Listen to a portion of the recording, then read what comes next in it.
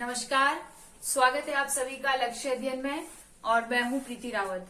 तो चलिए आज हम शुरू करते हैं। फिर से 1857 की क्रांति हम पढ़ रहे हैं। सबसे पहले मैं आप लोगों को ये बता देना चाहती हूँ कि ये जो 1857 की क्रांति हम पढ़ रहे हैं इसका ये क्या है, दूसरा पार्ट है। ठीक है, तो 1857 की क्रांति का हम दूसरा पार्ट पढ़ने जा रहे हैं। ठीक है, एक पार्ट हम इससे पहले पढ़ चुके हैं और हम क्या पढ़ रहे हैं, इसका दूसरा पार्ट पढ़ रहे हैं।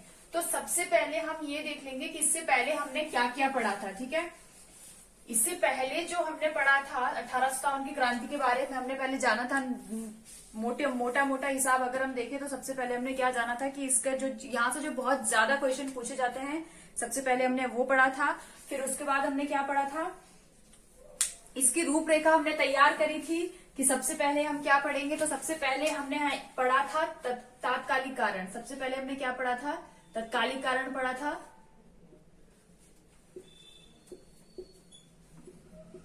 उसके बाद हमने पढ़ा था अन्य कारण, यानी कि उसके बाद जो बाकी के जो कारण थे, यानी कि तत्कालिक कारण तो वो था जिसने 1857 की क्रांति को घी में आग डालने का काम किया था। ठीक है, लेकिन इससे पहले भी बहुत सारे कारण थे। कोई भी क्रांति जब शुरू होती है तो वो ऐसे यूं ही नहीं शुरू हो जाती कि आज बोला कोई एक आदमी खड़ा हुआ कि मुझे क्रांति करनी है और क्रांति हो जाए, बल्कि उसमें क्या होता है, वो कई सालों की क्या होती है, स्टोरेज होती है। कई सालों का उसमें स्टोरेज होता रहता है कि जो भी गलतियां कर रहे हैं उसका लेरिंग चढ़ती जाएगी कि अच्छा ये हो रहा है, चलो सही टाइम आने पर हम क्या लेंगे, बदला ले लिया जाएगा। तो हमने कारण पढ़े और इसके बाद हम क्या पढ़ेंगे, कारण के बाद हम पढ़ेंगे प्रारंभ ये कहाँ से हुई थी। ठीक है, प्रारंभ में हालांकि हमने थोड़ा बहुत जाना भी होगा, तात्कालिक कारण के समय हमने जाना है थोड़ा बहुत। ठीक है, उसके बाद हम पढ़ेंगे इसका विस्तार कहाँ हुआ, और इसके बाद हमने क्या कहा था कि इसके बाद हम क्या जानेंगे, असफलता के कारण। ये हुई जरूर थी लेकिन क्या हुई थी, असफल हुई थी। ठीक है, तो इसकी असफलता के कारण भी हम जानेंगे। और लास्ट में मैंने क्या कहा था आपको कि लास्ट में हम क्या जानेंगे, इसका स्वरूप। जो इतिहासकार कहते हैं 1857 की क्रांति का, जैसे इतिहासकारों ने बखान किया है, कौन से इतिहासकार क्या कहते हैं इसके बारे में, और जैसे कौन से वो इतिहासकार हैं जो इसे 1857 की क्रांति को प्रथम स्वतंत्रता संग्राम कहते हैं, या वो इतिहासकार कौन है जो ना इसे 1857 की प्रथम स्वतंत्रता संग्राम कहते हैं और ना ही अंतिम और ना ही सैनिक विद्रोह मानते हैं। ठीक है, तो इतिहासकारों के मेन प्रमुखतः जो कथन है उनको हम किसमें जानेंगे, स्वरूप में जानेंगे कि 1857 का जो क्रांति थी उसको इतिहासकारों ने क्या स्वरूप दिया है। तो यहाँ पर हमने तात्कालिक कारण जाना था। तात्कालिक कारण के बाद तात्कालिक कारण हम जान चुके थे। ठीक है, उसके बाद तात्कालिक कारण के साथ साथ ही हमने क्या जाना था, अन्य कारण भी जाने थे। और अन्य कारण में सबसे पहले हमने क्या जान लिया था, यहाँ पे अन्य कारण में हमने क्या क्या कहा था कि क्या हम रूपरेखा तैयार करेंगे। तो सबसे पहला जो हमारे पास था सैनिक कारण था। ठीक है, उसके बाद राजनीतिक कारण,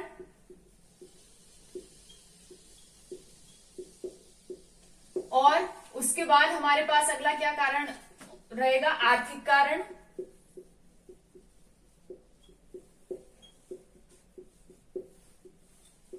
सामाजिक और धार्मिक कारण को एक साथ ही हम पढ़ेंगे। ठीक है, इसको अलग अलग नहीं पढ़ेंगे क्योंकि सेम ही है दोनों का लगभग। तो सामाजिक और धार्मिक कारण हम एक साथ पढ़ेंगे। ठीक है, तो ये था हमारा। अब इसमें हमने क्या जाना, हमें क्या जानना है, इसमें सैनिक कारण हो गया, राजनीतिक कारण हो गया, आर्थिक कारण हो गया, और सामाजिक और धार्मिक कारण को हम एक साथ ही पढ़ेंगे। ठीक है, तो हम इसमें हमने सैनिक कारण हम इससे पहले वाले लेक्चर में जान चुके हैं। ठीक है, आज जिस कारण के बारे में हम चर्चा करेंगे वो रहेगा राजनीतिक कारण, और कोशिश करेंगे कि आज इससे राजनीतिक कारण के साथ साथ जो भी कारण है, यानी कि आर्थिक कारण और सामाजिक धार्मिक कारण को भी हम कंप्लीट करेंगे। ठीक है, कोशिश ऐसी करेंगे। बाकी जैसे जिस भी तरीके से, क्योंकि टॉपिक को हमें बहुत अच्छे से समझना है तो अच्छे से समझेंगे, और अगर नहीं भी आज कवर हो पाया तीनों ही तो कोई बात नहीं, नेक्स्ट वीडियो और जितनी वीडियो मर्जी, लेकिन हमें समझ में आना चाहिए। ठीक है, वीडियो जितनी भी बन जाए 1 2 3, लेकिन हमें समझ में आना चाहिए 1857 की क्रांति, क्योंकि यहाँ पे बहुत ज्यादा क्वेश्चन बनते हैं एग्जाम में और बड़े ही कंफ्यूजिंग क्वेश्चन होते हैं। तो चलिए यहां से मैं सैनिक कारण हटा देती हूं और हम पढ़ने जा रहे हैं क्या, राजनीतिक कारण। मैं ये बाकी के कारण भी हटा देती हूँ, हम इसको साथ साथ में देखते रहेंगे। ठीक है, तो मैं जो यहाँ पर जो मैं हेडिंग डाल रही हूँ, जो मैं टॉपिक का नाम लिख रही हूँ, वो रहेगा हमारा राजनीतिक कारण। ठीक है, क्या रहेगा? राजनीतिक कारण।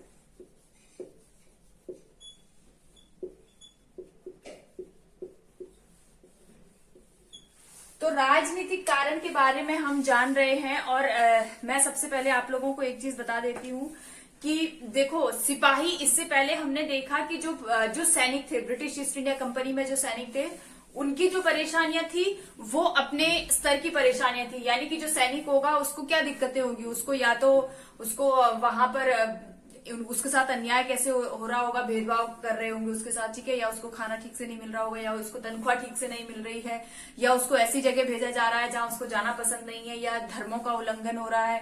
ठीक है, तो वो सारी चीजें एक सैनिक स्तर पर थी। लेकिन अगर हम राजनीतिक कारण की बात करें तो राजनीतिक स्तर पर भी अपनी अलग अलग समस्याएं थी सबकी। ठीक है, जैसे राजनीतिक समस्याओं में हम क्या देखेंगे कि जो यहाँ के जो नवाब थे और जो भी भारत में जो सेंटर में इस समय शासन कर रहे थे, यानी कि मुगल वंश था, उनको क्या समस्याएं थी ब्रिटिश ईस्ट इंडिया कंपनी से, और बाकी की इन्होंने ऐसी क्या चीजें करी जिससे बाकी के क्षेत्र जो भी थे भारत के, ठीक है, वो इससे उत्पीड़ित होते रहे। तो वो सारी चीजें हम जानेंगे। इसमें राजनीतिक कारण की अगर हम बात करें तो सबसे पहला जो हमारे पास कारण मिलता है यहाँ पर, ठीक है, जो सबसे पहला कारण हम देखते हैं यहाँ पर वो होता है सहायक संधि। ठीक है, सबसे पहला कारण हम क्या देखते हैं यहाँ पर? सहायक संधि। और इस अगर सहायक संधि की अगर हम बात करते हैं, ठीक है, तो सहायक संधि का जन्मदाता किसे माना जाता है? तो सहायक संधि का जो जन्मदाता है वो माना जाता है वेलेजली को। किसको माना जाता है? वेलेजली को माना जाता है। ठीक है, अब इस सहायक संधि को हम बहुत अच्छे से समझ चुके हैं। ठीक है, कि सहायक संधि क्या होती थी, मैं आपको एक बार फिर से बता देती हूँ, क्योंकि मैंने आपको जब मैंने गवर्नर जनरल के बारे में पढ़ाया था तो मैंने आपको सहायक संधि भी बताई थी, लेकिन मैं एक बार आपको फिर से रिकॉल करा देती हूँ कि ये जो सहायक संधि थी ये क्या थी। ठीक है, तो सहायक संधि की अगर हम बात करें तो सहायक संधि एक ऐसा संधि पत्र होता था राजा के और ब्रिटिश ईस्ट इंडिया कंपनी के मध्य में।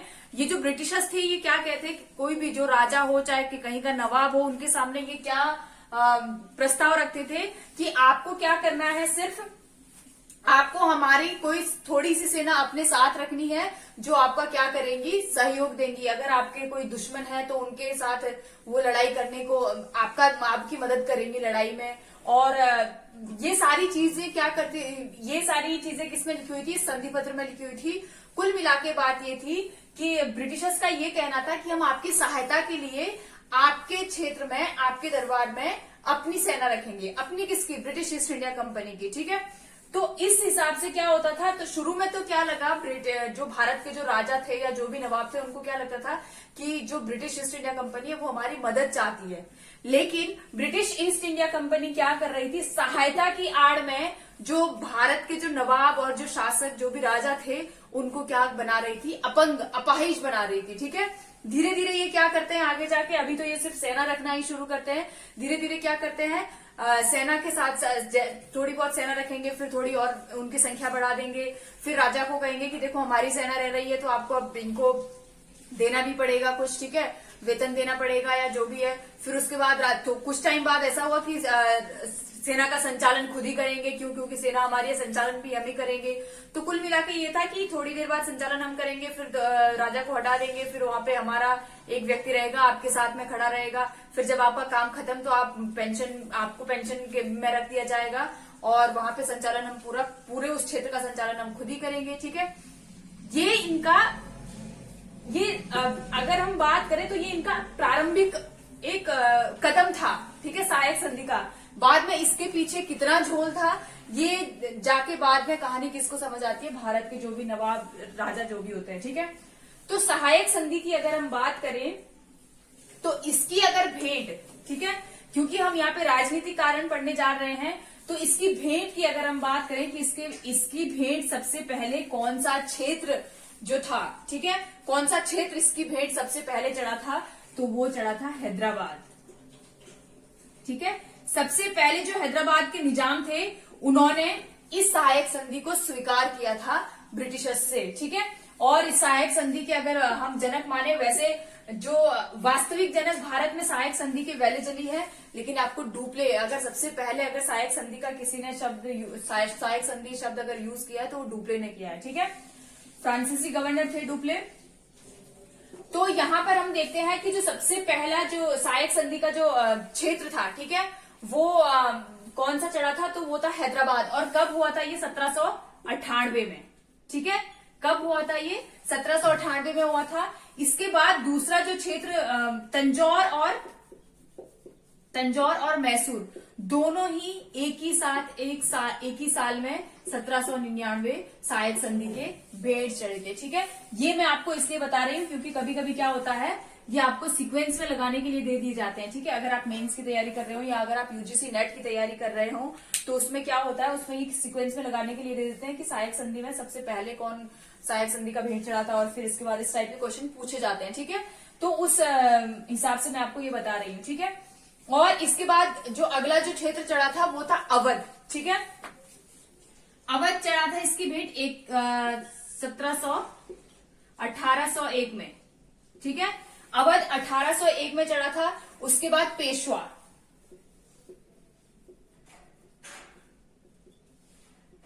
पेशवा 1802 में।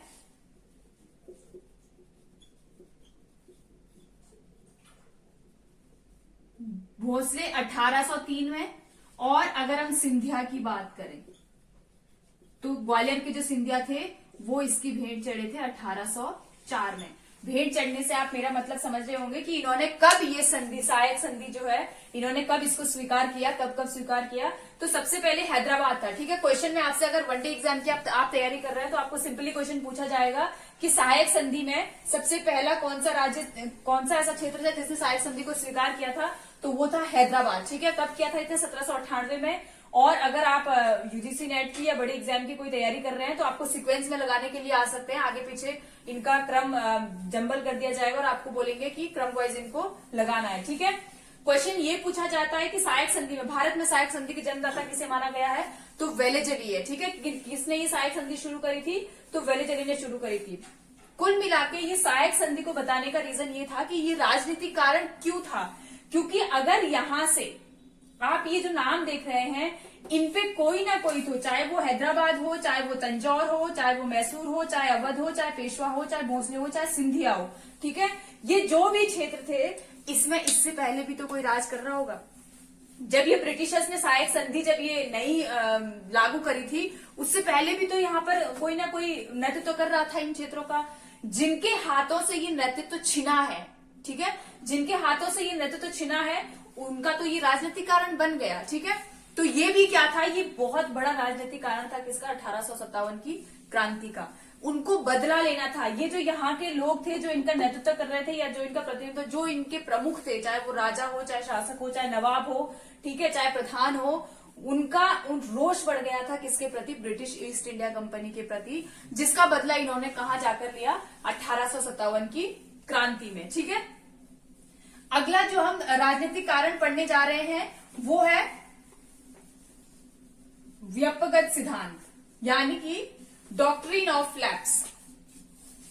ठीक है, तो व्यापकगत सिद्धांत को हम, पहला सहायक संधि, दूसरा क्या हो जाएगा, व्यापकगत सिद्धांत।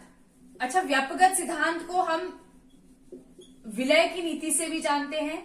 ठीक है, व्यापकगत नीति को हम और किस नाम से जानते हैं, राज्य हड़प की नीति से भी हम जानते हैं। ठीक है, तो अगर विलय लिखा हो चाहे राज्य हड़प लिखा हो तो आपको बिल्कुल भी कंफ्यूज नहीं होना है, सबका मतलब एक ही है। चाहे फिर क्या लिखा हो, डॉक्ट्रिन ऑफ लैप्स लिखा हो। ठीक है, चाहे क्या लिखा हो, डॉक्ट्रिन ऑफ लैप्स लिखा हो, तो भी क्या मतलब होगा इसका, व्यापकगत सिद्धांत। ठीक है, तो हम इसके बारे में जानते हैं कि ये क्या था, ये भी मैंने आपको बहुत अच्छे से समझाया है कि क्या था ये डॉक्ट्रिन ऑफ लैप्स जो था, ये क्या था, किसने इसको लागू किया था भारत में, तो डलहौजी ने। ठीक है, इसके जो जन्मदाता माने गए हैं, क्वेश्चन क्या पूछा जाता है कि व्यापकगत सिद्धांत के जन्मदाता कौन है, यानी कि जनक कौन है, तो ये है डलहौजी, लॉर्ड डलहौजी। ठीक है, ध्यान रखना है आपको, कौन है, लॉर्ड डलहौजी। ठीक है, अब अगर यहाँ पे सबसे पहले हम समझ लेंगे कि ये जो व्यक्तिगत सिद्धांत था ये क्या था। हालांकि मैं आपको पहले भी समझा चुकी हूँ, लेकिन मैं आपको फिर से बता देती हूँ, ठीक है, ताकि आपको याद होता जाए। ये जो व्यक्तिगत सिद्धांत जो था, डॉक्ट्रिन ऑफ लैप्स जो था, इसमें क्या था, इसमें भी एक इसमें इन्होंने क्या नियम निकाला था, ब्रिटिश ईस्ट इंडिया कंपनी ने, जो उनके जो गवर्नर जनरल थे, उन्होंने एक ये डलहौजी ने नियम निकाला कि जिस व्यक्ति के या जिस शासक के, या चाहे वो शासक हो, चाहे वो नवाब हो, चाहे वो निजाम हो, जो भी है, ठीक है, जिसका अपना पुत्र नहीं होगा, आगे जाके जिसका अपना पुत्र नहीं होगा, उसकी जो संपत्ति है या जो क्षेत्र है, जो भी राज्य है उसके पास, वो किसके अधीन हो जाएगा, ब्रिटिश ईस्ट इंडिया कंपनी के अधीन हो जाएगा। या फिर जिस क्षेत्र का उत्तराधिकारी कमजोर हो, उसका भी विलय किसमें हो जाएगा, ब्रिटिश ईस्ट इंडिया कंपनी में हो जाएगा। ठीक है, तो कुल मिलाके ये है कि दत्तक पुत्र को, यानी कि जो गोद लिया हुआ बच्चा है, उसको ये स्वीकार नहीं कर रहे थे, यहां तक कि पुत्री को भी ये स्वीकार नहीं कर रहे थे। उत्तराधिकारी या तो उनका बेटा बच्चा अपना हो, पुत्र अपना हो, या फिर क्या हो, अगर पुत्र अपना नहीं है तो वो जो क्षेत्र है वो किसके अंडर में आ जाएगा, ब्रिटिश ईस्ट इंडिया कंपनी के अंडर में आ जाएगा।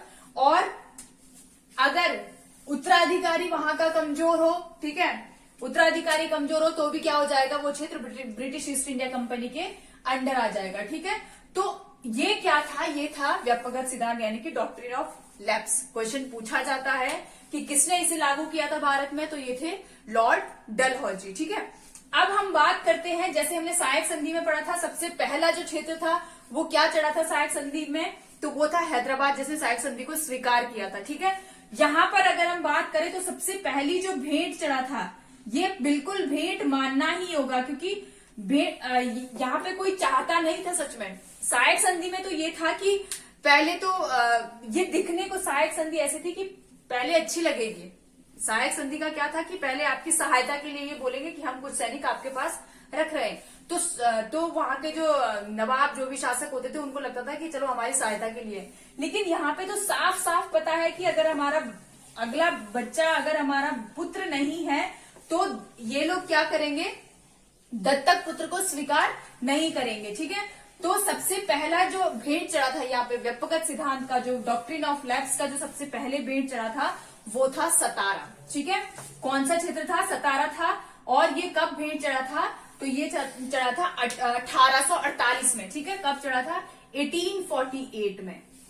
ध्यान देना है आपको, क्वेश्चन पूछा जाता है कि सबसे पहला डॉक्ट्रिन ऑफ लैप्स, यानी कि राज्य हड़प की नीति से सबसे पहला क्षेत्र कौन सा था, सतारा था, और कब हुआ था, 1848 में। ठीक है, इसके बाद अगर हम बात करते हैं जैतपुर, ठीक है, इसके बाद जो अगला जो क्षेत्र था, जो डॉक्ट्रिन ऑफ लैप्स के द्वारा ब्रिटिश साम्राज्य में मिलाया गया था, तो वो था जैतपुर, और ये चढ़ा था 1849 को। यानी कि सीरियल वाइज फिर हर साल कोई ना कोई जो क्षेत्र है वो क्या हो रहा था, इस राज्य हड़प की नीति में। भारतीयों ने तो इसको क्या कहा, राज्य हड़प की नीति ही कहा, लेकिन अंग्रेजों का क्या था, ये डॉक्ट्रिन ऑफ लैप्स था। ठीक है, इसके बाद जैतपुर और संबलपुर। ठीक है, जैतपुर और संबलपुर, संबलपुर भी 1849 में ही किसमें आया था, व्यक्तिगत सिद्धांत के अंतर्गत, किसमें, ब्रिटिश ईस्ट इंडिया कंपनी में शामिल हो गया था। ठीक है, इसके बाद अगर हम बात करते हैं तो बघाट,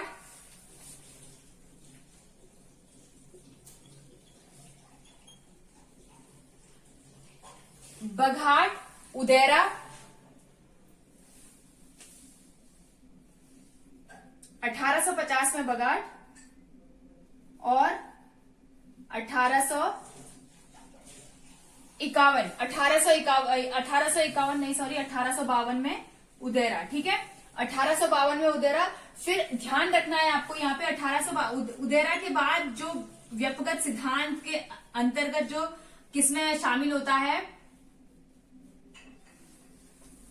ब्रिटिश साम्राज्य में शामिल होता है, वो होता है झांसी। ठीक है, और इसके बाद होता है नागपुर। नागपुर कब चढ़ता है इसकी भेंट, नागपुर चढ़ता है 1854 में। ठीक है, अब इनका यहाँ पे एक बार ईयर देख लेंगे फटाफट से, क्योंकि इसको मैं फिर बाद में मिटा दूंगी।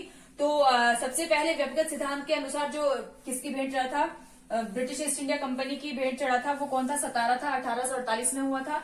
जैतपुर और संबलपुर दोनों एक साथ ही, ठीक है, जैतपुर और संबलपुर दोनों एक साथ चढ़े थे। कब? 1849 में। बगाट का विलय हुआ था 1850 में, उदेरा का 1852 में, झांसी 1853 में और नागपुर 1854 में, ठीक है।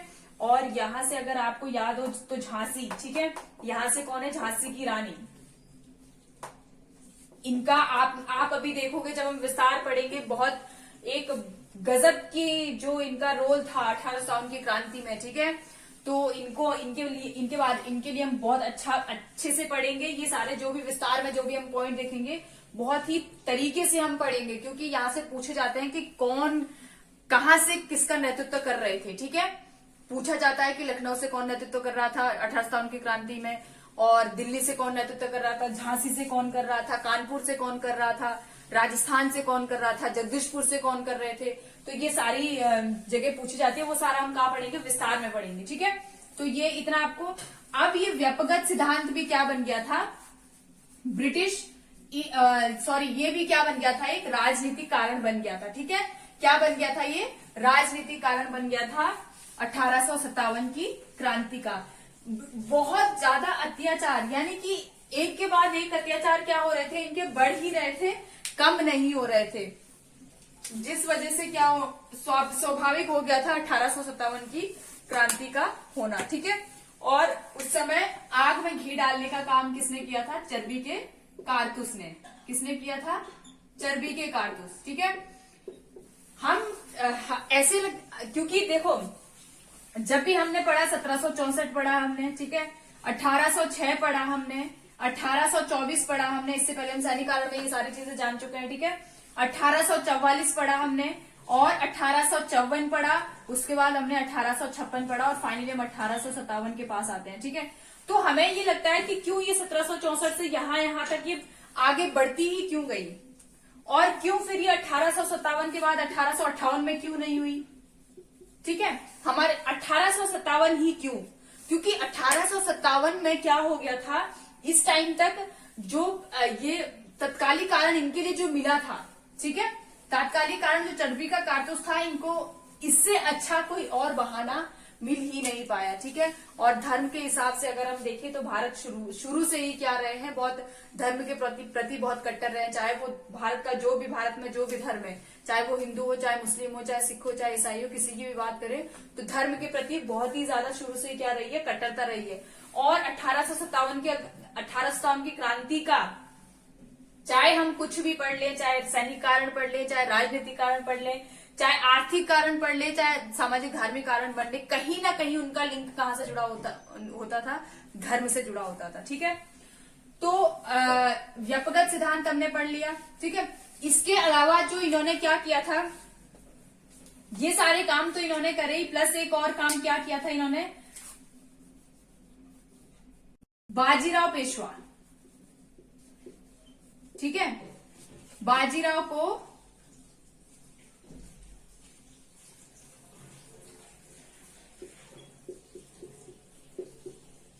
पेशवाई पद से हटा दिया था,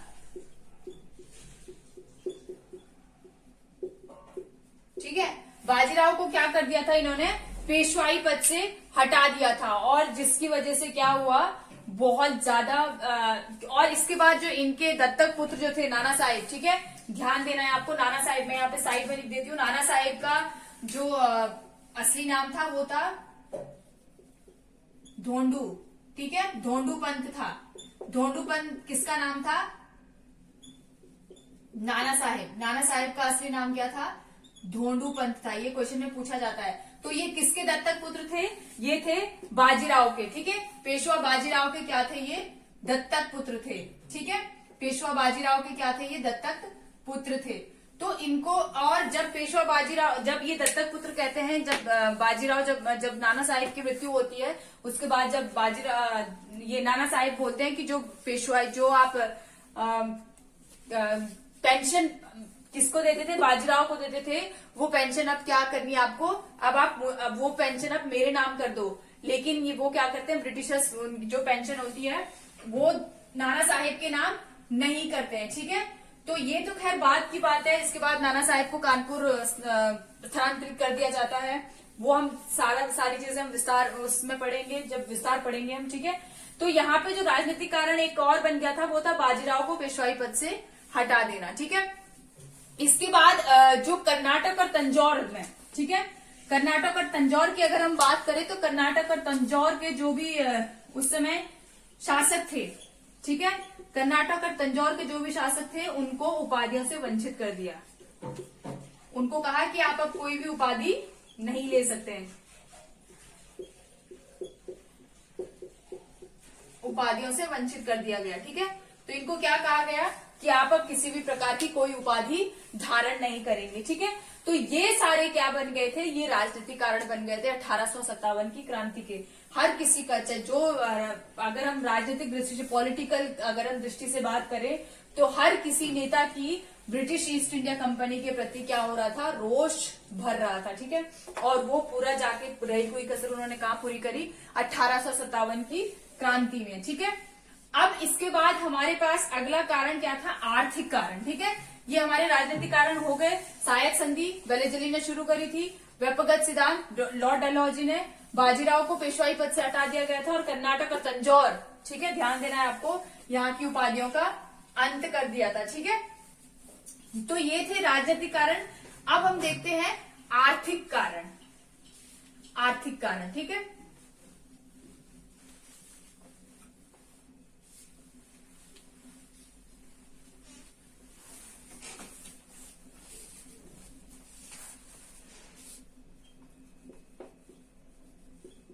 आर्थिक कारण ध्यान रखना है आपको। हम सैनिक कारण पढ़ चुके हैं, राजनीतिक कारण पढ़ चुके हैं। अगला हमारे पास क्या है, आर्थिक कारण है। और इसके बाद जो एक लास्ट हमारे पास कारण बचेगा वो होगा सामाजिक और धार्मिक। सामाजिक कारण और धार्मिक कारण हालांकि अलग अलग है, लेकिन ये दोनों ही, इनका जो ग्राउंड होता है, यानी कि इनकी जो भूमिका आधार है वो दोनों धर्म से रिलेटेड है, तो हम दोनों को साथ में पढ़ेंगे। फिलहाल हम यहाँ पे देखते हैं आर्थिक कारण, ठीक है। तो आर्थिक कारण में जो देखो, British East India Company Bharat क्यों आई थी, सबसे पहले हमें इस बात को जानना है। तो बहुत सिंपल सी बात है, ब्रिटिश ईस्ट इंडिया कंपनी का भारत आने का सिर्फ एक ही रीजन था, व्यापार करना और पैसा कमाना। व्यापार भी क्यों करना है, पैसे के लिए, ठीक है। तो कुल मिला के बात ये थी कि पैसा पैसा पैसा पैसा और पैसा, कुछ भी नहीं उसके अलावा, ठीक है। और पैसा इनको कैसे लेना था, साम दाम दंड भेद, जो भी जैसी भी नीति ये अपना सकते थे वैसे इन्होंने अपनाई। भारतीय जनता का, भारत के कृषक वर्ग जो था उनका, भारत के मजदूर वर्ग का खूब अच्छा शोषण करके जितना अत्याचार कर सकते थे इन्होंने किया। और पूरा धन यहाँ से कहा, धन का निष्कासन, दादा भाई नौरोजी ने इसके ऊपर, इनकी दादा भाई नौरोजी की एक बुक है, उन्होंने बहुत अच्छा धन के निष्कासन के ऊपर उन्होंने क्या लिखा है, एक लेख भी लिखा है, धन का निष्कासन का सिद्धांत किसने दिया था, तो वो दादा भाई नौरोजी ने, ठीक है, वो भी हम पढ़ेंगे। तो इसमें क्या था, मतलब कुल मिला के बात ये थी कि इनको सिर्फ और सिर्फ क्या चाहिए था, धन चाहिए था, ठीक है। तो यहां पर, और भारत जो है शुरू से ही क्या रहा है, कृषक प्रधान देश रहा है, ठीक है, कृषि प्रधान देश रहा है। और यहाँ पे इससे पहले अगर हम 1757 की बात करें, 1757 से पहले यानी कि प्लासी के युद्ध के समय के पहले की अगर हम बात करें, और 1757 भी क्या, अगर हम इससे पहले की भी अगर हम बात करते हैं, 1600 जब British East India Company Bharat आई भी नहीं थी, 1600 पहले की अगर हम बात करें, तो कृषक वर्ग जो था वो बहुत संतुष्ट था, ठीक है। चाहे जो भी था, उनके पास कम था, ज्यादा था, बहुत ज्यादा था, बिल्कुल भी नहीं था, लेकिन हर व्यक्ति की अपनी एक जीवन शैली जो है, जीवन स्तर जो है वो बहुत आराम से, बहुत सुचारू रूप से चल रहा था, और हर व्यक्ति अपने काम से खुश था, ठीक है। लेकिन जैसे ही भारत में ब्रिटिश भारत को अपना उपनिवेश बनाना शुरू करते हैं, क्योंकि इनको शोषण करना था, इनको यहाँ से धन ले जाना था, और धन ले जाने का मतलब ये समझ गए थे कि भारत की जो पूरी अर्थव्यवस्था है वो किस पर टिकी है, कृषि पर टिकी हुई है, ठीक है। तो इन्होंने सबसे ज्यादा जो धन है वो कहां से अर्जन करना शुरू किया, भू राजस्व से, ठीक है। तो आर्थिक कारण में हम सबसे पहले देखेंगे भू राजस्व, भू राजस्व। और इस भू राजस्व को आप बहुत अच्छे से देखना, क्योंकि यहाँ पर जो जिनके बारे में मैं चर्चा करने जा रही हूँ और ये सिर्फ 1857 की क्रांति से संबंधित ही नहीं, आगे बहुत ये और आपको स्टैटिक जीके में भी बहुत हेल्प करेंगे। ठीक है, तो अगर हम भू राजस्व की बात करते हैं तो हमें यहाँ पे 3 चीजें, ठीक है, 3 चीजें हमें देखने को मिलती है। वो क्या क्या थी? तो सबसे पहला जो यहाँ पे था भू राजस्व में, जो सबसे ज्यादा प्रचलित था वो था स्थायी बंदोबस्त। स्थायी बंदोबस्त, जिसको इंग्लिश में हम किस नाम से जानते हैं? Permanent settlement.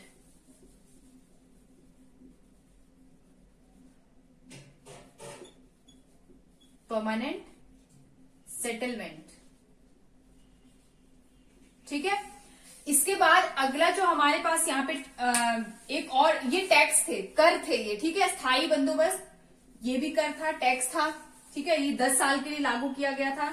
आपको बहुत अच्छे से ध्यान से समझना है इनको, क्योंकि ये 1800 ये इसका एक अलग टॉपिक चलता है, लेकिन मैं यहीं पे आपको क्लियर करा दूंगी ये, ठीक है।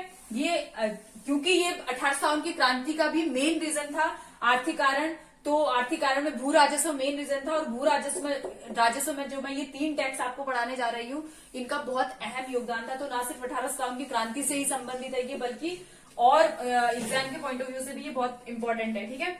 दूसरे अगर टैक्स की अगर हम बात करते हैं, तो दूसरा जो टैक्स है उससे कहते हैं रैयतवाड़ी, ठीक है। किस नाम से प्रचलित है वो? रैयतवाड़ी। रैयतवाड़ी, इंग्लिश में इसको रैयतवाड़ी ही बोला जाता है।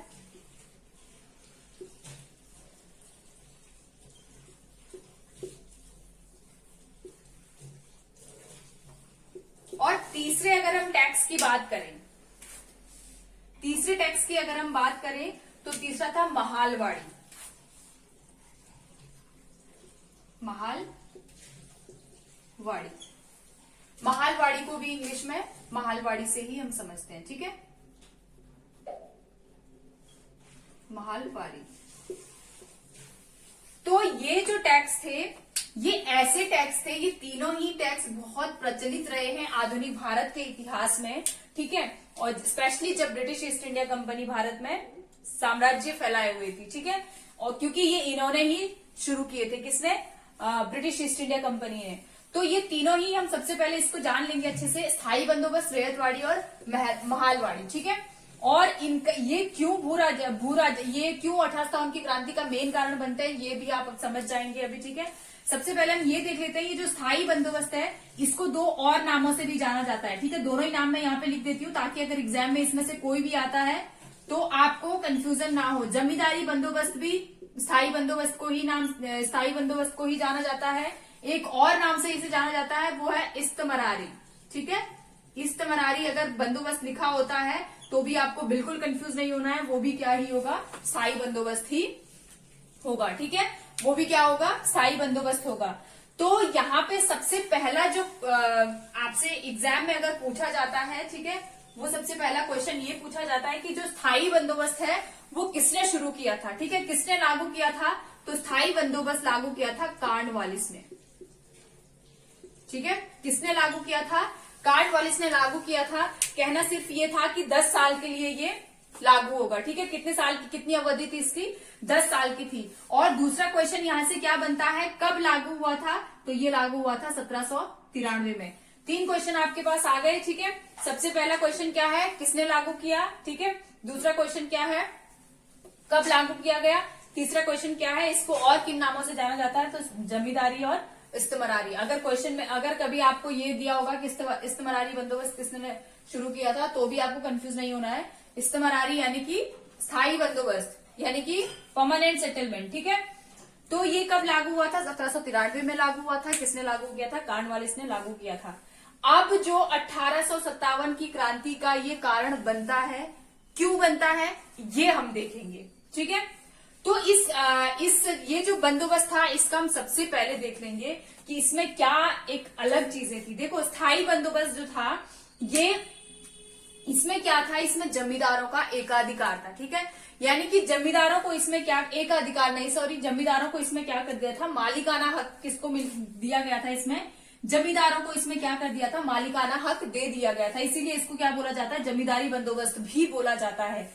इसमें डिसाइड क्या हुआ था इस कर में कि कोई भी, मैं आपको सिंपल लैंग्वेज में समझा देती हूं कि कोई भी अगर आपने ये टैक्स यहाँ पे वसूल किया है, ठीक है, ये टैक्स आपने वसूल किया है, तो इसका आपको कितने भाग करने हैं, 1 2 3 4 5 6 7 8 9 और 10 और 11, ठीक है।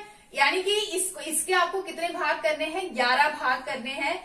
और उसमें से 1 2 3 4 5 6 7 8 9 10 11 भाग आपको करने हैं। ये माना हमने ये टैक्स लिया, ठीक है, ये हमारा टैक्स है, ये हमने कर जो वसूली करी है, किसको बोला जाता था, जमींदार को। इन्होंने, जो ब्रिटिश ईस्ट इंडिया कंपनी है, इन्होंने जमींदार को कृषकों के सामने रख दिया। यानी कि ये वसूली के लिए किसको भेजा जाता था, जमींदार को भेजा जाता था। और क्या बोला गया जमींदार को कि आपको जाना है और जो भी आप टैक्स वसूल करेंगे, इन्होंने निर्धारित नहीं किया कि आपको कितना करना है, वो जमींदार के ऊपर छोड़ दिया कि जितना भी आप वसूल करोगे उसमें आपको क्या करना है, उस टैक्स के आपको 11 भाग लगाने हैं। कितने भाग लगाने हैं, 11 भाग लगाने हैं। 11 भाग में से क्या करना है, 10 भाग आपको हमें देने हैं, हमें यानी कि ब्रिटिश ईस्ट इंडिया कंपनी को देने हैं। ये जो 10 भाग होंगे ये किसको जाएंगे, ये EIC यानी कि ईस्ट इंडिया कंपनी को जाएंगे। और जो बचा 1 भाग है ये किसको जाएगा, ये जाएगा जमींदार को, ठीक है, ये किसको जाएगा, जमींदार को जाएगा, ठीक है। और अगर मैं आपको यहाँ पे मैथ्स के हिसाब से समझाऊं, माना जमींदार ने 77 रुपए वसूल किए, ठीक है, ये 77 रुपए ही नहीं वसूल कर रहा होगा, ये मैं एग्जाम्पल के लिए बता रही हूँ, ठीक है। माना जमींदार ने क्या किया, 77 रुपए वसूल किए, ठीक है। अब किसने, कंपनी ने कहा कि इसमें से आपको 77 का 10वां भाग आपको क्या करना है, हमें देना है, ठीक है। तो यहां पे क्या हो जाएगा, और कितने भाग लगाने हैं, 11 भाग लगाने। इस 77 को कितने भागों में बांटना है, 11 भागों में बांटना है। और जिसमें से 10 भाग आपको किसको देने हैं, हमें देने हैं। 1 भाग किसे बच जाएगा, 1 भाग बच जाएगा किसको, जमींदार को। तो ये कितने हो जाएंगे यहाँ पे, 70 रुपए, यानी कि किसको जा रहे हैं, जमींदार को जा रहे हैं। बचे कितने, 7 रुपए, ठीक है, 77 है, 7 रुपए बचे, यानी कि वो एक भाग यानी कि 7 रुपए। अब ये 7 रुपए बचे, तो ये 7 रुपए किसके लिए बच गए, ये बच गए जमींदार के लिए। तो अब आप ये सोचिए, यहाँ पर सिंपल सी बात है, ठीक है, मैथ्स आपका ज्यादा स्ट्रांग होगा, लेकिन मैं फिर भी थोड़ा सा, ताकि आपके दिमाग में बैठ जाइए, इसलिए मैं बता रही हूं।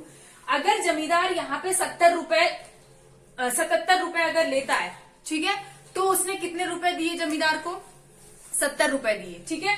बचे कितने, 7 रुपए, यानी कि 1 भाग उसने क्या कर लिया, अपने पास रख लिया। 11 भाग करने थे, फिर मैं आपको बता दे रही हूँ, जिसमें से 10 भाग किसको देने थे, ब्रिटिश ईस्ट इंडिया कंपनी को देने थे, और 1 भाग किसको रखना था, अपने पास रखना था। माना वो गणित ये थी, ठीक है, एग्जाम्पल के लिए मैं बता रही हूँ, माना वो गणित ये थी, और इसमें से 70 रुपए क्या कर दिए उसने, कंपनी को दे दिया, और 7 रुपए बच गए। तो ये तो तब की कंडीशन है जब उसने 70 रुपए लिए हैं, जब उसने 77 रुपए लिए हैं। अब कोई भी जो भी जमींदार जा रहा था, वो सिर्फ ये नहीं चाहता था कि मुझे सिर्फ 7 रुपए चाहिए, वो यहाँ पे इसका रेट बढ़ा देता था, क्योंकि ब्रिटिश ईस्ट इंडिया कंपनी ने इसका जो रेट है, प्रतिशत है, वो उन्होंने परसेंट जो है वो उन्होंने निर्धारित नहीं किया था। उन्होंने सिर्फ भाग बोल दिया था कि जितना भी तुम वसूल करोगे उसका 1 भाग तुम्हें जाएगा, और 10 भाग, 11 भाग लगाने हैं, 10 भाग हमारे लिए और 1 भाग तुम्हारे लिए, ठीक है। तो क्या हो जाएगा, अब उसकी मर्जी, वो यहाँ पे 122 रुपए वसूल करेगा, तो उसको 7 की जगह थोड़े और मिल जाएंगे, या वो 1 लाख में कुछ वसूल करे, तो ये 7 की जगह कुछ उसकी और कीमत हो जाएगी। तो जो जमींदार था, ठीक है, ध्यान से आपको समझना है, ये जो जमींदार था, ये पूरी तरीके से क्या कर रहा था, कृषक वर्ग का शोषण कर रहा था। क्यों, क्योंकि ये अपना पूंजी बनाना चाह रहा था, ठीक है, अपना कोषागार भरना चाह रहा था, कौन, जमींदार। और यहाँ पे बुरा कौन बन रहा था, बुरा जमींदार बन रहा था। जमींदार कौन था, भारतीय था। किससे वसूल कर रहा था? वो कृषकों से वसूल कर रहा था। कृषक कौन थे? भारतीय थे। तो ब्रिटिश ईस्ट इंडिया कंपनी ने इतना दिमाग लगाया कि अगर हम डायरेक्टली हम उस टैक्स को वसूल करने जाएंगे तो हम बुरे बन जाएंगे। किसके लिए? कृषकों के लिए। इसीलिए उन्होंने किसके पास दे दिया ये काम? जमींदारों के पास दे दिया। और जमींदार समझ नहीं पाए इस बात को, ठीक है। जमींदारों ने अच्छे से शोषण किया, जितना मर्जी वो टैक्स वसूल कर सकते थे, जिसमें 11 भाग वो बांटते थे 11 भागों में, और 10 भाग ब्रिटिश ईस्ट इंडिया कंपनी को दे देते थे, 1 भाग अपने पास रख लेते थे, ठीक है। तो मैं यहाँ पे कंपनी के लिए, कंपनी के पास कितना जाता था? कंपनी के पास जाता था 10/11, ठीक है। और जमींदार के पास कितना रहेगा? तो जमींदार, क्योंकि 11 भाग करने थे, कुल भाग कितने करने थे? कुल भाग करने थे 11, ठीक है। कितने करने थे? कुल भाग 11 करने थे, जिसमें से 10 भाग किसको जाएंगे? ईस्ट इंडिया कंपनी को जाएगा। और जमींदार को कितना जाएगा? सिर्फ 1 भाग जाएगा, ठीक है। और ये प्रथा जो इन्होंने शुरू करी थी स्थायी बंदोबस्त की, ये कितने एरिया में, क्वेश्चन ये पूछा जाता है कि ये कितने क्षेत्र में, ये जो टैक्स था ये इन्होंने कितने क्षेत्र में लगाया था? तो ये जो टैक्स था ये लगाया गया था सिर्फ 19% क्षेत्र में, ठीक है। 19% एरिया में, 19% भूमि में ये इस टैक्स को लगाया गया था, ठीक है। अब ये 19% आप समझ लीजिए कि ये 19% में वो भूमि बोल रही हूं जो उस समय ब्रिटिश ईस्ट इंडिया कंपनी के नियंत्रण में थी, ठीक है। संपूर्ण भारत की बात नहीं हो रही है, सिर्फ 19%, उस भूमि का 19% जो ब्रिटिश ईस्ट इंडिया कंपनी के अधीन थी। जहां जहां ब्रिटिश ईस्ट इंडिया कंपनी का क्षेत्र था वहां वहां ये टैक्स लगाया गया था। और कितने परसेंट भूमि में? 19% में, ठीक है। सॉरी।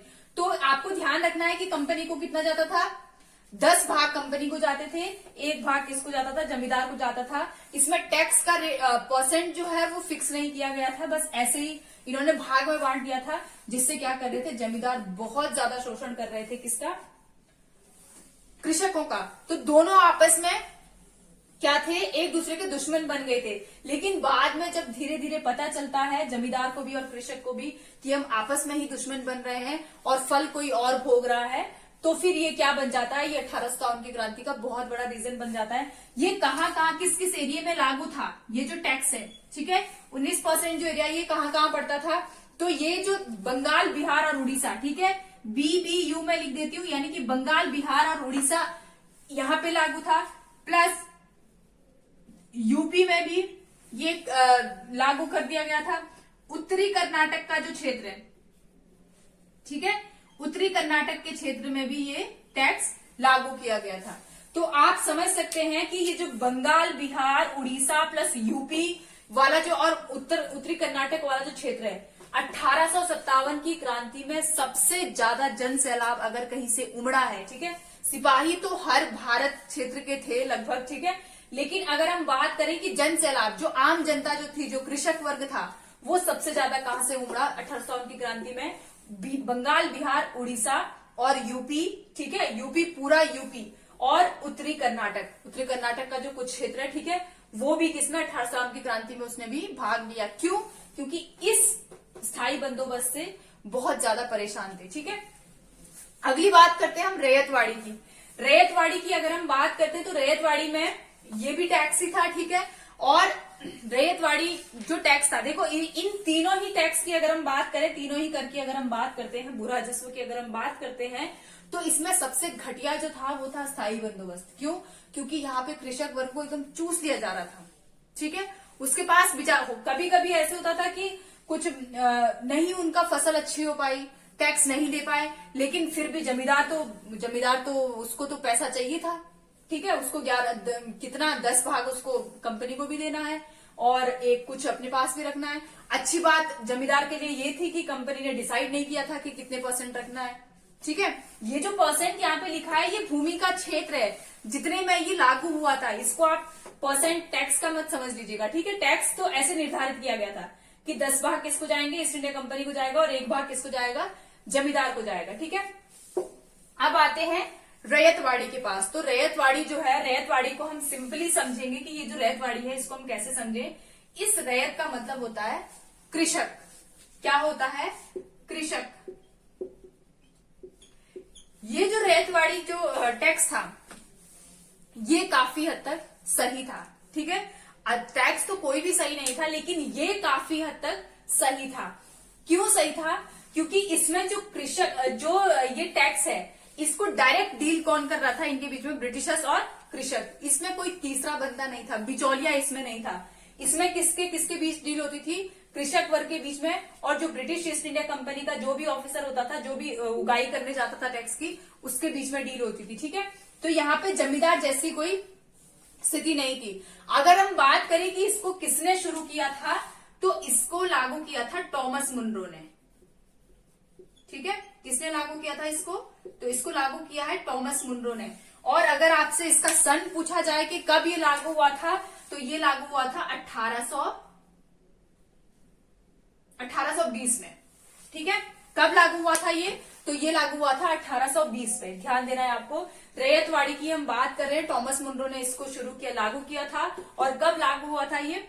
1820 में। इसमें ब्रिटिशर्स ने क्या कर दिया था, ईस्ट इंडिया कंपनी ने इसमें टैक्स का जो रेट है, ठीक है, प्रतिशत है, वो बता दिया था। प्रतिशत क्या था? 33 से 55% तक टैक्स लिया जाता था। अब ये 33 से 55% कैसा था, ये आपको मैं थोड़ा सा बता देती हूँ। 33 से 55% का जो टैक्स था, मिनिमम 33 था, अधिक से अधिक 55% टैक्स लेते थे। किस पर डिपेंड था ये टैक्स? ये जितना आपका, जैसी भूमि, अगर मेरे पास ज्यादा है तो मैं ज्यादा टैक्स दूंगी, किसी के पास कम है तो वो कम टैक्स देगा। तो मिनिमम, लेकिन इसमें निर्धारित था कि मिनिमम 33% तो चाहिए ही चाहिए। चाहे किसी की कितनी भी कम हो, उसका 33% हमें चाहिए। ठीक है, चाहे किसी की कितनी ही ज्यादा हो, उसका 55% हमें चाहिए। ठीक है, बाकी का फिर इसमें क्या था, जितना आपके पास क्षेत्र है उस हिसाब से निर्धारित किया गया था। ठीक है, अब बात करते हैं ये जो टैक्स है, ये कितने प्रतिशत, यानी कि जो ब्रिटिशर्स के पास जो जमीन थी, ठीक है, जो ब्रिटिशर्स का जो अधीन क्षेत्र था, उसमें कितने प्रतिशत भूमि में ये लगाया गया था ये टैक्स? तो ये लगाया गया था 51% भूमि में। ठीक है, कितने प्रतिशत भूमि में ये लागू हुआ था? तो ये 51% भूमि में लागू हुआ था। मैं फिर से आपको बता रही हूं, ये भूमि वो है जो ब्रिटिश ईस्ट इंडिया कंपनी के क्षेत्राधिकार में थी। ठीक है, जो किसमें थी? ब्रिटिश ईस्ट इंडिया कंपनी के क्षेत्र में थी। अब हम यहाँ पे ये जान लेंगे कि ये जो रैयतवाड़ी टैक्स है, ये जो कर है, रैयतवाड़ी भू राजस्व जो लगाया था इन्होंने, ये कहाँ कहाँ लगाया था? तो ये लगा था बंबई, मद्रास और कुछ असम के क्षेत्र में। ठीक है, इन जगह पे ये क्या लगा था? रैयतवाड़ी लगाया गया था। तो यहां से आपको कितनी चीजें क्लियर हो गई है। किसने लगाया था? टॉमस मुनरो ने 1820 में लगाया था। प्रतिशत क्या था? 33 से 55% था। भूमि क्या था? 50। कितने प्रतिशत क्षेत्र में लगाया गया था? तो 51%। कहां कहां लगा था? तो बंबई, मद्रास और असम। अब जब हम देखेंगे ये जो रैयतवाड़ी है, क्योंकि इसने इतना बड़ा दिक्कत पैदा नहीं करी। ठीक है, इसने इतनी बड़ी दिक्कत नहीं पैदा करी, क्योंकि क्या था, ये डायरेक्ट किसके बीच की डील थी? ब्रिटिश जो ऑफिसर थे उनके बीच की और कृषक के बीच की डील थी। ठीक है, इसीलिए इसको रैयतवाड़ी, क्योंकि रैयत किसको कहा जाता था? किसान, कृषक को कहा जाता था, इसीलिए इसको क्या नाम दिया? रैयतवाड़ी नाम दिया। ठीक है, तो लेकिन इसमें इतनी दिक्कत नहीं थी, उसके बावजूद भी यहाँ पे जो हम 33% देख रहे हैं, हर किसान अमीर नहीं था, हर किसान के पास एक जैसी जमीन भी नहीं थी। ठीक है, तो क्या था, जिसकी बहुत कम भी है उसको भी 33% तो मिनिमम देना ही देना था। ठीक है, और ये क्या हो गया था फिर, ये किसके लिए? कृषक वर्ग के लिए बहुत ज्यादा दुख का कारण बन गया था कि हम कैसे अपना टैक्स चुकाएंगे।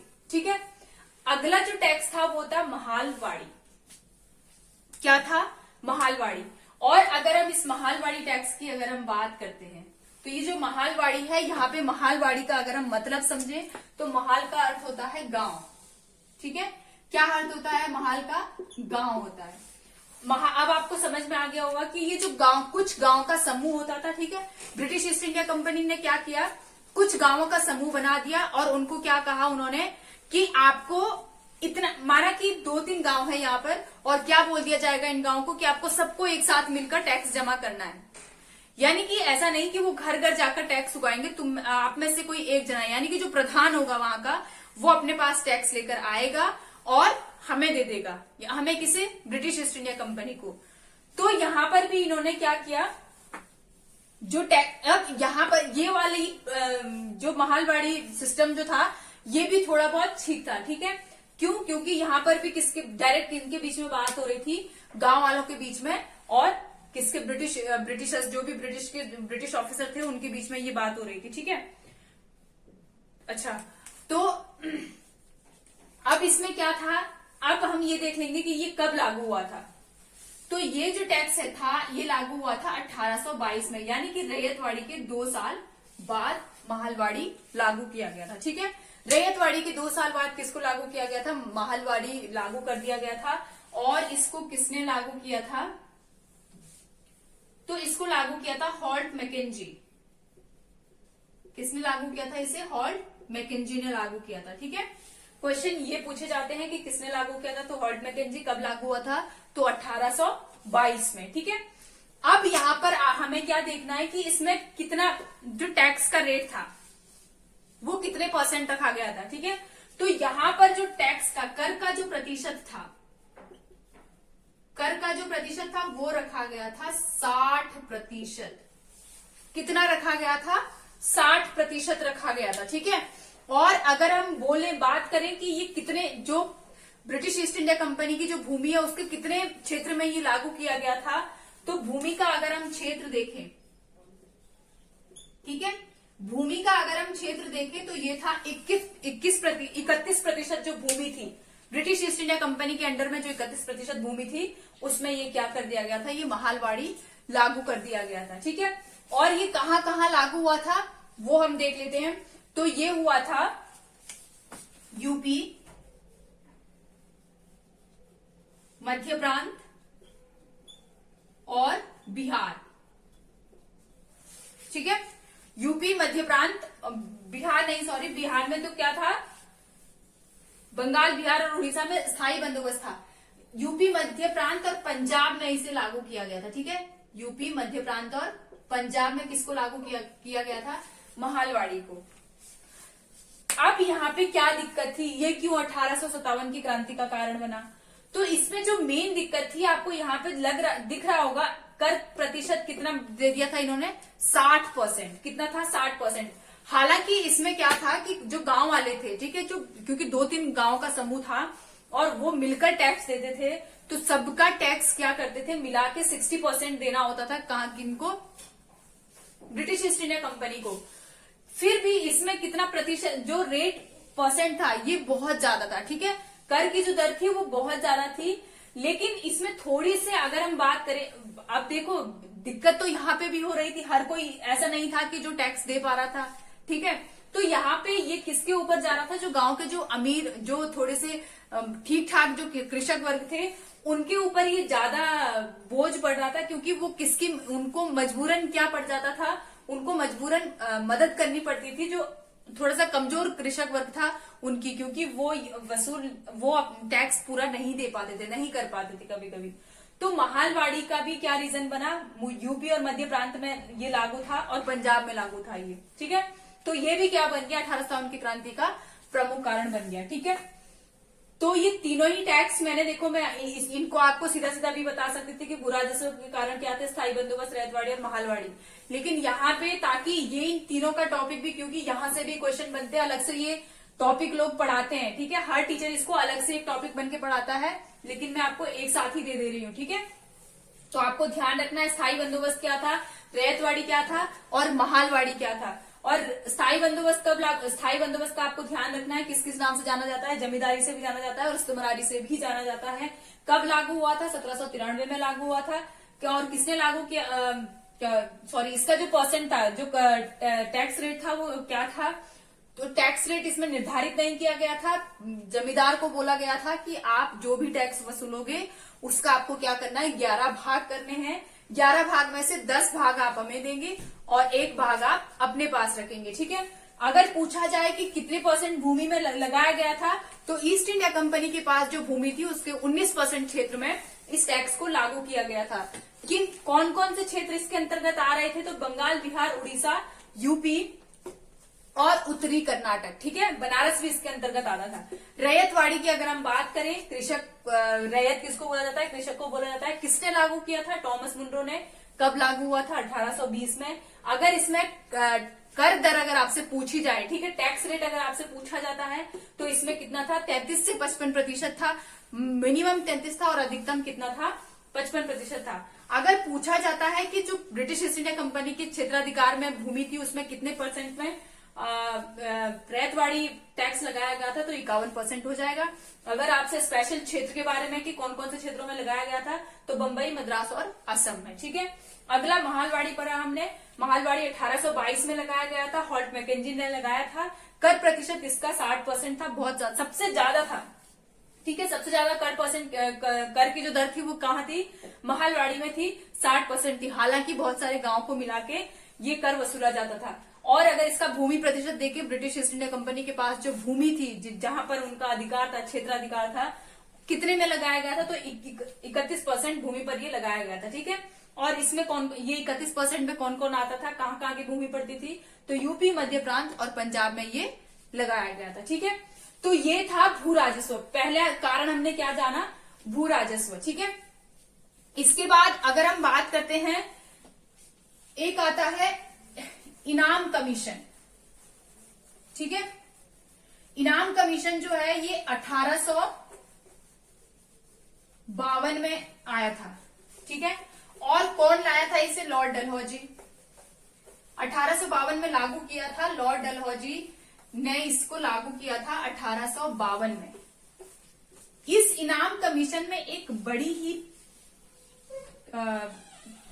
क्या थी? गलती थी। गलती ने मतलब अगर हम भारत के परिप्रेक्ष्य में देखें, भारत के परिप्रेक्ष्य में अगर हम बात करें, तो ये क्या था? बहुत ही एक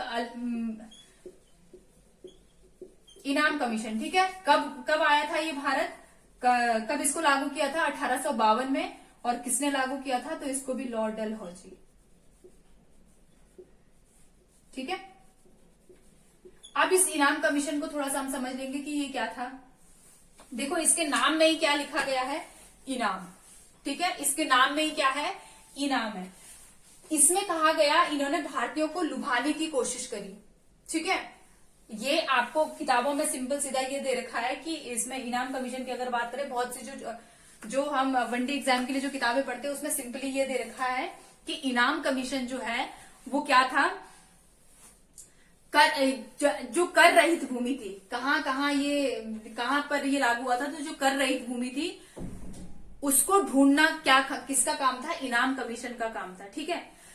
था वही, क्या था इसमें? लेकिन ये जो इनाम था, ये ब्रिटिश ईस्ट इंडिया कंपनी यानी कि लॉर्ड डलहौजी ने क्या कहा कि जो भी व्यक्ति भारत में कर रहित भूमि को खोज के हमें बताएगा कि ये जो कर रहित भूमि है ये कहाँ कहाँ है, ठीक है, उनको हम क्या देंगे? इनाम देंगे।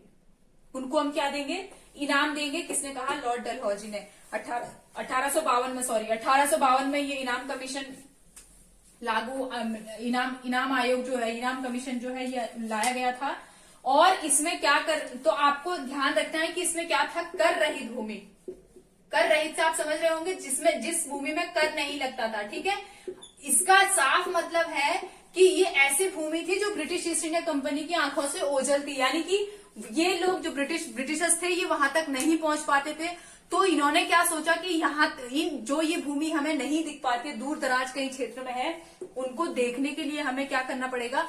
भारतीयों से ही हमें क्या करना पड़ेगा? ये भूमि को ढूंढना पड़ेगा, ठीक है। तो भारतीयों के द्वारा ही इन्होंने क्या किया? इनाम नाम दिया कि जो भी उन भूमि को ढूंढेगा उसको हम क्या देंगे? इनाम देंगे। और भारतीय इतने सीधे कि ढूंढ ढूंढ के वो भूमि लाए और किसके पास पहुंचा दी? लॉर्ड डलहौजी के पास पहुंचा दी, ठीक है। तो ये भी क्या बन गया था? अब जिनकी ये भूमि थी, गुप्तचरों को तो इनाम चाहिए था, उन्होंने जाके इनके कान के पीछे कानाफूसी कर दी कि यहाँ भूमि है। लेकिन जिनकी ये भूमि थी उनको तो रोष व्याप्त हो गया था किसके प्रति? ब्रिटिशर्स के प्रति, ठीक है। तो ये भी इनाम कमीशन भी क्या बन गया था? 1857 की क्रांति का प्रमुख कारण बन गया था। इसके अलावा अगर हम आर्थिक कारण जाने तो जो उद्योग थे, ठीक है, जो उद्योग थे भारत के, उनका क्या होने लग गया, पतन होने लग गया। उद्योगों का पतन कैसे हुआ, देखो ब्रिटिशर्स क्या करते थे, ब्रिटिश ईस्ट इंडिया कंपनी जो थी वो क्या करती थी, भारत से कच्चा माल ले जाती थी, ठीक है। भारत में उस समय इतने अच्छे कल कारखाने नहीं थे कि वो हर माल को प्यूरिफाई कर पाए, रिफाइन कर पाए, फिर उसको अच्छे से फिनिशिंग देके दोबारा से उसका अच्छे से जो भी प्रोडक्ट होता है उसको एकदम अच्छी बढ़िया फिनिशिंग करके उसको उपभोक्ताओं तक पहुंचाए, ठीक है।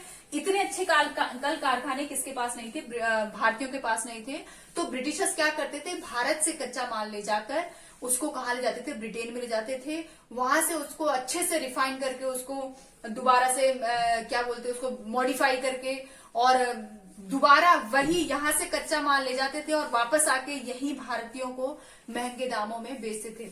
इससे हो क्या रहा था, एक तो भारतीयों का पैसा जा रहा था क्योंकि यहां से कच्चा माल ले जा रहे, यहां से तो कच्चा माल वो सस्ते में ले जाते थे, ठीक है।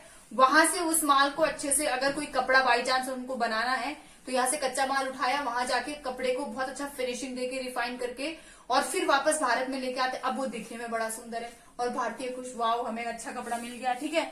लेकिन उस कपड़े की जब कीमत होती थी तो एकदम दुगनी तिगुनी हो जाती थी, ठीक है।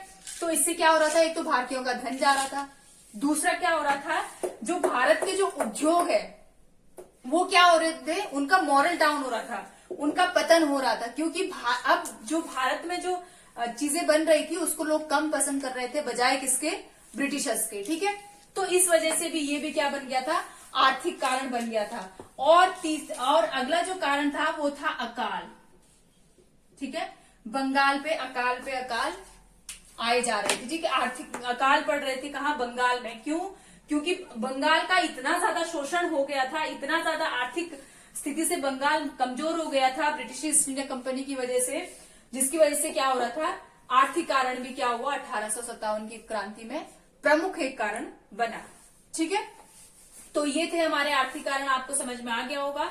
भू राजस्व जाना हमने, भू राजस्व में हमने 3 टैक्स मेन, जो वैसे भू राजस्व इनके टैक्स वसूल करने के बहुत सारे तरीके थे, लेकिन जो मेन जो 1857 की क्रांति के कारण बने थे वो कौन कौन से थे, स्थायी बंदोबस्त, रैयतवाड़ी और महालवाड़ी, ठीक है।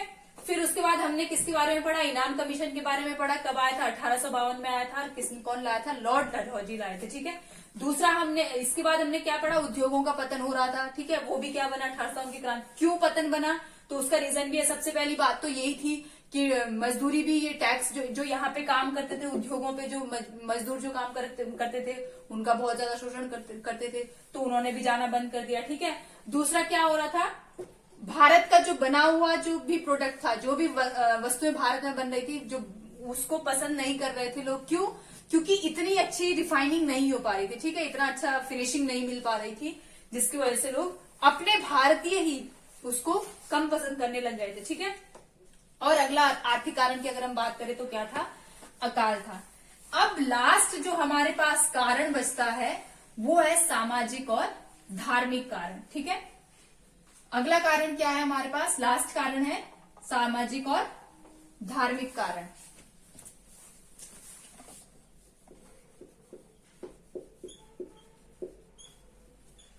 सामाजिक प्लस धार्मिक, मैं दोनों को एक साथ ही ले रही हूं क्योंकि दोनों का सेम ही आधार है, ठीक है। सामाजिक और धार्मिक कारण, तो देखिए सामाजिक और धार्मिक कारण में कोई बहुत अलग नहीं है, दोनों ही सेम है। अगर सामाजिक और धार्मिक कारण, देखो कॉपी भरने वाली बात अलग है कि हमें राइटिंग में कॉपी भरनी है तो अलग बात है, लेकिन अगर हमें समझना है तो दोनों का जो भूमिका, जो आधार था वो सेम ही था, ठीक है। इसमें क्या था, सबसे पहला अगर यहाँ पे हम अगर पॉइंट देखें तो वो था सती प्रथा। मैंने आपको पुनर्जागरण जब हम पढ़ रहे हैं तो हमने उसमें बहुत अच्छे से पढ़ा है, ठीक है।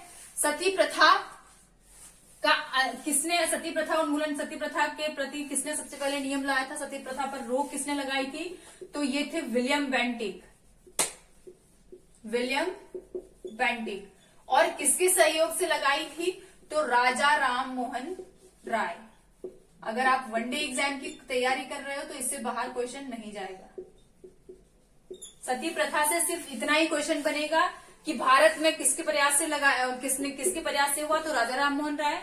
और अगर आपसे क्वेश्चन पूछा जाए किसने इसका सती प्रथा पर किसने रोक लगाई थी, तो विलियम बेंटिक। अच्छा, और ज्यादा से ज्यादा आपसे पूछ लिया गया कि कब हुआ था, तो 1829 में सबसे पहले मद्रास में सती प्रथा पर रोक लगाई गई थी। ठीक है, इससे ज्यादा वनडे एग्जाम में आपसे कुछ भी नहीं पूछा जाएगा सती प्रथा से संबंधित। ठीक है, अब हम देखते हैं कि ये सती प्रथा जो है, सती प्रथा पर रोक किसने लगाई? विलियम बेंटिक ने, ये हमने जान लिया। ठीक है, और भारत में इनका जो सहयोग किया था भारत की तरफ से वो कौन थे? राजा राममोहन राय ने। ठीक है, जिन्होंने बहुत कड़ी निंदा करी थी सती प्रथा पर। समझ में आ गई आपको बात? ठीक है, 1829 में हुआ था। सती प्रथा को हम थोड़ा सा समझ लेते हैं कि ये जो है ये सामाजिक और धार्मिक कारण कैसे बना। सबसे पहले तो मैं आपको एक चीज बता देती हूँ कि देखो, सामाजिक और धार्मिक कारण जो थे, इसमें मेन चीज थी रूढ़िवादी होना। ठीक है, रूढ़िवादी होना। और अगर उस समय की अगर हम रूढ़िवादी वर्ग की बात करें तो जो रूढ़िवाद जो था वो पुरुष वर्ग का अगर हम बात करें, ठीक है, तो पुरुष वर्ग की तरफ इसका ज्यादा झुकाव था। हालांकि महिलाओं का भी इसमें पूरा पूरा सहयोग था, लेकिन पुरुष वर्ग की अगर हम बात करें तो रूढ़िवादी में पुरुष वर्गों का ज्यादा रुझान था। ठीक है, अब अगर हम बात करते हैं कि इसमें महिलाओं का क्यों इतना ध्यान नहीं जाता था, क्योंकि वो जो प्रथाएं कहीं ना कहीं घूम कर आती थी वो किसके ऊपर घूम कर आती थी? महिलाओं के ऊपर ही आती थी। कुल मिला के बात यह है कि जो हम सुधार, सामाजिक सुधार की अगर हम बात करते हैं तो वो कहीं ना कहीं कोरिलेट किसको करते थे? महिलाओं को करते थे। यानी कि शोषण किसका हो रहा है? महिलाओं का। तो ब्रिटिशर्स ने क्या करा, जब भारत में आए तो कुछ ये सामाजिक सुधार भारत में इन्होंने किए, जैसे सती प्रथा पर इन्होंने रोक लगाई। ठीक है, लेकिन भारत का रूढ़िवादी व्यक्ति क्या कहता था कि ये जो ब्रिटिशर्स है ये क्या कर रहे हैं? हमारी समाज, हमारे धर्म के प्रति उल्लंघन कर रहे हैं, हमारे धर्म को ठेस पहुंचा रहे हैं। ये जो सती प्रथा है ये हमारे धर्म के हिसाब से बहुत सही है। लेकिन अगर आप एक सिंपल से, अगर आप एक आम व्यक्ति की तरह, हम आम व्यक्ति ही हैं, ठीक है, हम सिंपली अगर समझे एक मृत व्यक्ति, ठीक है, एक मृत व्यक्ति है और एक जिंदा है। जिंदा से आप समझ ही रहे होंगे जो सांस ले रहा है। ठीक है, यानी कि इस मृत व्यक्ति के साथ एक जिंदा इंसान को जला दिया जाता है। ठीक है, अब हम सब, और यहाँ पर क्या कहा जाता था कि ये जो स्थिति है, ये जो सती प्रथा की अगर हम बात करते हैं तो कहा जाता था कि नहीं, ये हमारा धर्म है। और अब बहुत गौरवशाली महसूस करते थे कि जब कोई स्त्री सती होती थी, ठीक है, लाश के साथ। इसका जो सती प्रथा जो थी, इसका जो हम अगर तुलना करी जाती थी तो जौहर के साथ करी जाती थी। ठीक है, जबकि दोनों ही स्थिति बहुत अलग थी। जौहर प्रथा एकदम अलग है और सती प्रथा एकदम अलग है। किसी भी प्रकार से दोनों एक सेम नहीं है। ठीक है, जौहर जो था वो स्वेच्छा से होता था। ठीक है, लेकिन ये जो सती है ये जबरन किया जाता था। कोई भी स्त्री, चाहे कोई कितना ही अपने पति को प्रेम करती हो, ठीक है, चाहे कितना ही आदर करती हो, लेकिन एक जिंदा इंसान आग में कूदने के लिए कभी तैयार नहीं होगा। यहां दशा ऐसी थी कि महिलाओं को जबरन खींच के ले जाया जाता था और उनके पति के साथ, यानी कि मृत व्यक्ति के साथ, उनको भी जला दिया जाता था। यही सती प्रथा थी। ठीक है, अब दूसरा जो, और जब इसके खिलाफ में, सती प्रथा के खिलाफ जब राजा राममोहन राय बोले तो भारत में उनकी बहुत ज्यादा निंदा हुई। ठीक है, राजा राममोहन राय से वैसे ही लोग चिड़े हुए थे क्योंकि इन्होंने एकेश्वरवाद को बढ़ावा दिया था। ठीक है, मूर्ति पूजा का इन्होंने खंडन किया था। फिर दूसरी बात, इन्होंने सती प्रथा पर इन्होंने विलियम बेंटिक का सहयोग किया। तो जो हिंदू धर्म के जो लोग थे वो बहुत ज्यादा किससे रोष पैदा हो गया था राजा राममोहन राय के प्रति और ब्रिटिशर्स के प्रति। ठीक है, तो यानी कि जो समाज सुधारक थे, जो समाज सुधारक काम जो हुए थे भारत में, वो भी कहीं ना कहीं कांटा बन गया था। किसके लिए? ब्रिटिशर्स के लिए। क्योंकि जो रूढ़िवादी वर्ग जो था भारत का, उनको कहीं ना कहीं ऐसे लगता था कि हमारे धर्म के साथ ऊंच नीच हो रही है। ठीक है, जो हमारे धर्म में होता है उसको वो हटा रहे हैं। दूसरी अगर हम यहाँ पे बात करें, दूसरा अगर हम यहाँ पे पहलू देखें तो विधवा पुनर्विवाह। ठीक है, इसी कड़ी में आगे हम अगर बढ़े तो विधवा पुनर्विवाह की अगर हम बात करते हैं, देखो अगर हम बात करते हैं सती प्रथा की, सती प्रथा काफी हद तक ये कानून बहुत कारगर साबित हुआ। इसके बाद बहुत ही कम देखने को मिला सती प्रथा। लेकिन ये जो विधवा पुनर्विवाह, ठीक है। विधवा पुनर्विवाह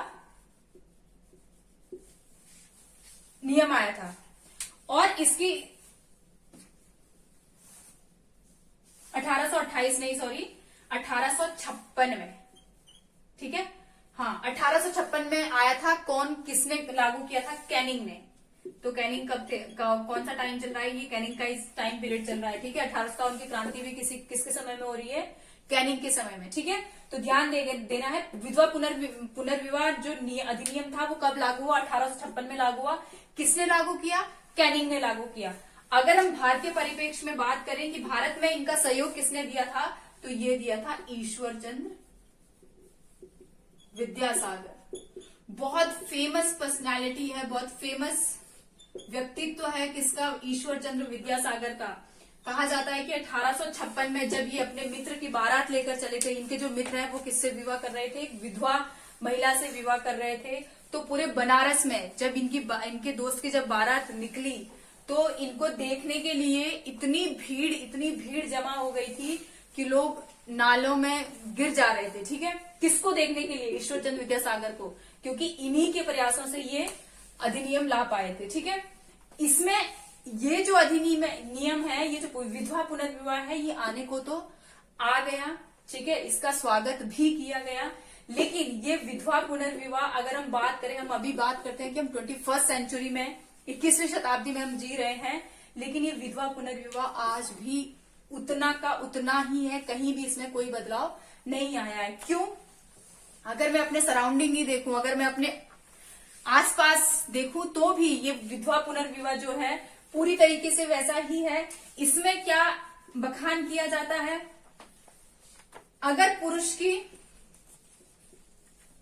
पत्नी अगर एक्सपायर हो जाए, ठीक है, पुरुष की अगर पत्नी एक्सपायर हो जाए तो यहां पर सामाजिक मुद्दा क्या होता है कि, और अगर उनके बच्चे भी है, माना कि 1 2 3 संतान जितनी भी है उनकी अगर बच्चे भी है, ठीक है, तो समाज की तरफ से क्या, क्योंकि हम सामाजिक और धार्मिक कारण पढ़ रहे हैं इसीलिए मैं आपको समझा रही हूं इसी तरीके से, ठीक है। तो समाज की तरफ से एक ही आवाज आती है कि बेचारा कैसे अपने बच्चे पालेगा, ठीक है, कैसे अपने बच्चे पालेगा, यानी कि इसे दूसरी शादी करनी ही पड़ेगी पुरुष के परिप्रेक्ष्य में, ठीक है। क्यों ये चीजें 1857 की क्रांति का कारण बनी, मैं ये आपको समझाना चाह रही हूँ। तो पुरुष के परिप्रेक्ष्य में क्या आ जाएगा कि बेचारा नाम आ जाएगा कि बेचारा अपने बच्चों को कैसे पालेगा, अकेले जीवन कैसे व्यतीत करेगा, इसको दूसरी शादी करनी ही पड़ेगी, ठीक है। अगर महिला की मृत्यु हो जाती है और पुरुष और बच्चे नहीं है कोई भी, तब तो पुरुष को कोई दिक्कत ही नहीं होती है दूसरी शादी करने में।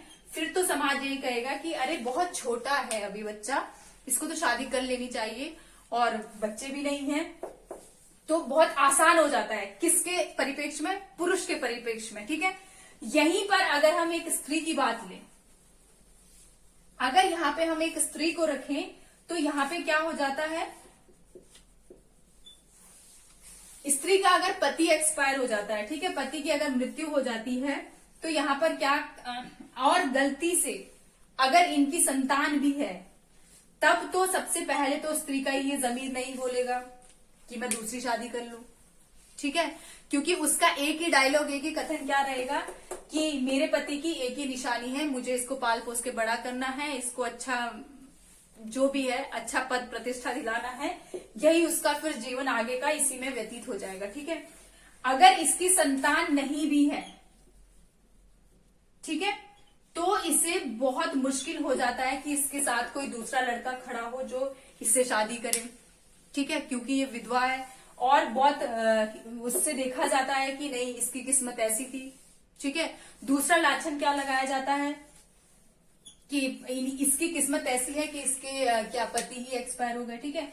तो बहुत सारी चीजें होती है जो समाज को लेकर, क्या ये उस समय भी व्याप्त थी, आज भी व्याप्त है क्या, विधवा की जो विधवा पुनर्विवाह, हालांकि ये अधिनियम आ तो गया लेकिन सिर्फ कागजों तक ही और उस समय तक ही सीमित रह पाया, उससे आगे आज भी, जबकि हम 21वीं शताब्दी में जी रहे हैं, तो भी अभी तक हम बोलने को ये कह सकते हैं कि नहीं मैं शादी करूंगा उससे, या मैं शादी करूंगा, या जो भी है, लेकिन वास्तव में अगर हम अपने मन से पूछे तो क्या वाकई ऐसा है? बहुत मुश्किल से मैं बोल सकती हूँ कि अगर विधवा पुनर्विवाह का अगर पालन होता होगा तो मुश्किल से 3 से 4%, इससे ज्यादा नहीं। ठीक है, तो विधवा पुनर्विवाह भी क्या बन गया था कि नहीं, विधवाओं का जो विधवा होंगी उसका विवाह नहीं किया जाएगा। ठीक है, अपमान माना जाता था। विधवा जो होती थी महिला, उसको कम से कम 1 महीने तक, 2 महीने, 3 महीने तक पहले 4 दीवारी के अंदर रख दो। ठीक है, फिर वहीं पर उसका खाना पीना, नीचे सोना, ये सारी चीजें कुछ रस्में कही जाती थी कि ये करना ही है। ठीक है, फिर उसके बाद वो धीरे धीरे बाहर निकलेगी, उसके लिए एक स्पेशल कलर दे दिया गया था कि आपको यही कलर पहनना है।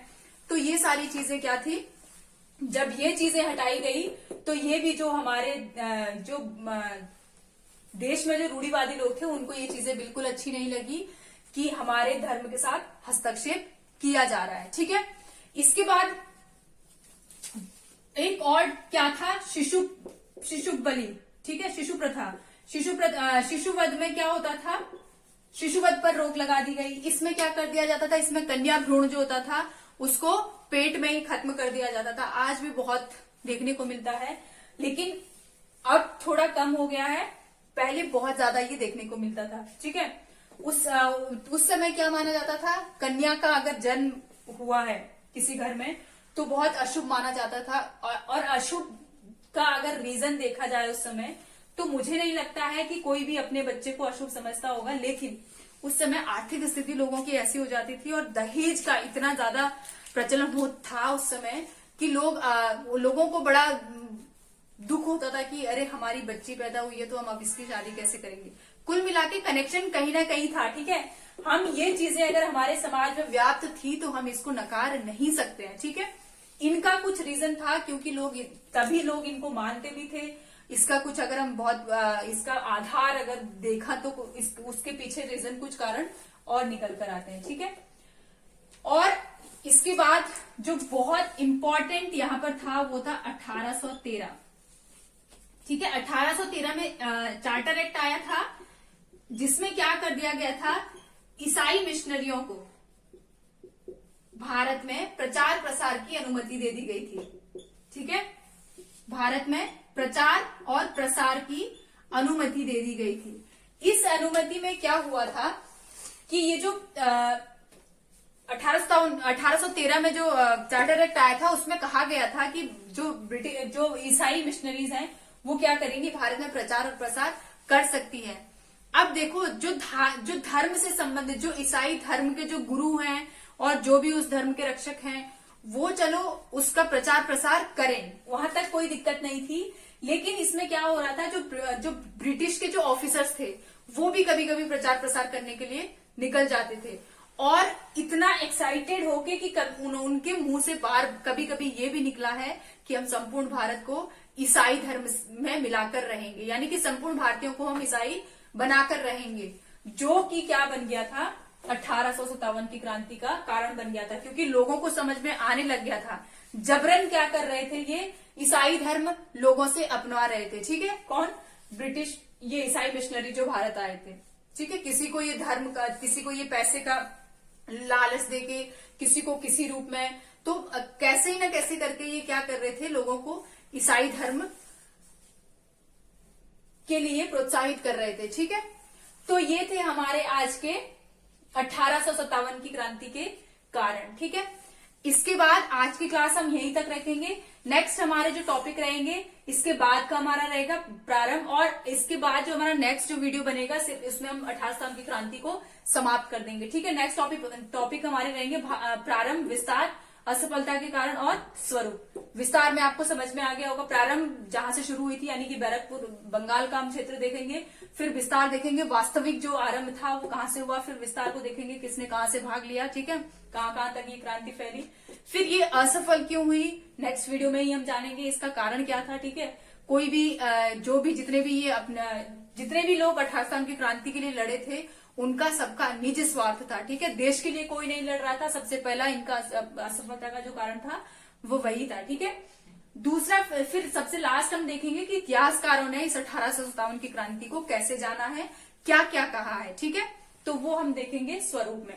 आज के लिए बस इतना ही, मिलेंगे नेक्स्ट वीडियो में। आशा है आप सब लोगों को वीडियो पसंद आई और होगी, और अगर पसंद आई है तो प्लीज वीडियो को लाइक करें, शेयर करें, सब्सक्राइब करें और आज का टॉपिक बस यहीं तक। मिलेंगे नेक्स्ट वीडियो में, तब तक आप सभी लोग अपना ध्यान रखें, स्वस्थ रहें, मस्त रहें, खुश रहें। धन्यवाद।